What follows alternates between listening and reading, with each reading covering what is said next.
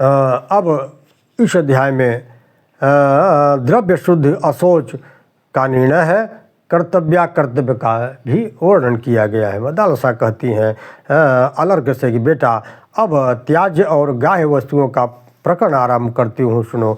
घी अथवा तेल से में पका हुआ अन्न बहुत देर तक बना हुआ अथवा बासी हो तो भी वह भोजन करने योग्य नहीं रहता है।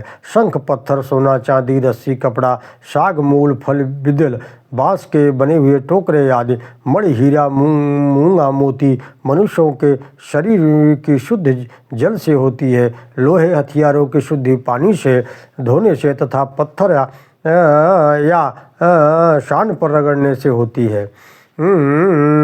अस्पृश्य वस्तुओं से जिनका स्पर्श हो गया हो उनकी रास्ते में कीचड़ और जल की तथा ईंट की बनी हुई वस्तुओं की वायु के संसर्ग होने पर वह शुद्ध हो जाती है। अनजान में यदि दूषित अन्न भोजन कर ले तो 3 रात उपवास करे और यदि जानबूझकर किया हो तो उसके दोष को की शांति के लिए प्रायश्चित करना चाहिए। लोक निंद विधवा स्त्री से वार्तालाप न करे। जूठन, मलमूत्र और पैरों के धोवन के को बाहर घर से बाहर ही फेंकना चाहिए। नित्य कर्म का त्याग कभी न करे। उसे न करने का बंधन तो केवल जनना शौच और मरना शौच में ही होता है। नित्य कर्मणो हानि न कुर्वित कदाचित तस्य तत्करणे बंध केवलम मृत जन्मसु सपिंडानां सपिंडीषु मृत्ये न्यासमि मृतो यदि पूर्वा शौच समाख्यात कर्या 10 दिनों क्रिया एष एव विधिदृष्टो जन्मण्यपि हि सुतत्के सपिंडानां सपिंडेषु यथा वसोद केषु च। अशौच प्राप्त होने पर ब्राह्मण 10 दिन, क्षत्रिय 12 दिन और वैश्य 15 दिनों तक दान, होम आदि का कार्यों से अलग रहना चाहिए। मृतकों को गांव से बाहर ले जाकर उसका दाह संस्कार करने के बाद समान गोत्र वाले भाई बंधुओं को पहले चौथे और 7वें 9वें दिन प्रेत के लिए जल देना चाहिए तथा चौथे दिन उसकी चिता की राख और हड्डियों का संचय करना चाहिए। अस्थि संचय के बाद उनका अंग स्पर्श किया जा सकता है। जिस दिन मृत्यु हुई हो उस दिन समान गोदक और सपिंडन दोनों का स्पर्श किया जा सकता है। यदि सपिंडों में से एक की मृत्यु होने के बाद थोड़े ही दिनों में दूसरे की मृत्यु हो जाए तो पहले अशौच में जितने दिन बाकी हो उतने ही दिनों के भीतर दूसरे का भी श्राद्ध आदि कर्म पूर्ण कर देना चाहिए।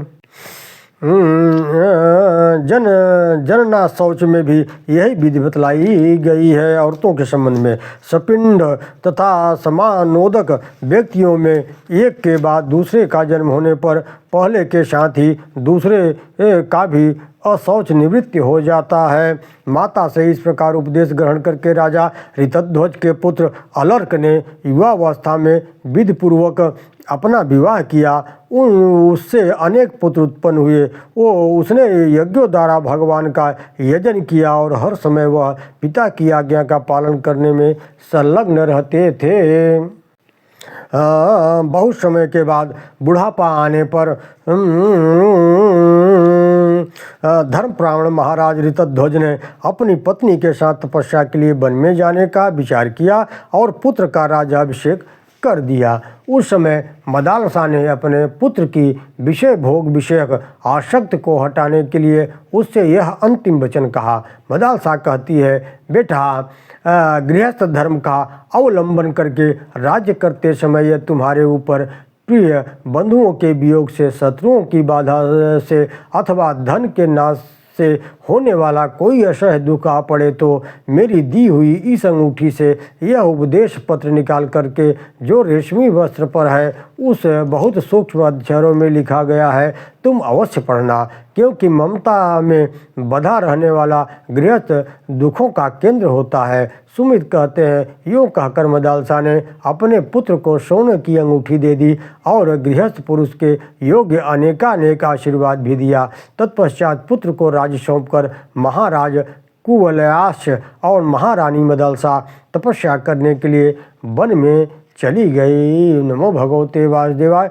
सज्जनों, अब सुबाहु की प्रेरणा से काशीराज का अलर्क पर आक्रमण करना है और अलर्क का दत्तात्रेय के शरण में आना है और दत्तात्रेय के द्वारा योग का उपदेश देना है। ओम नमो भगवते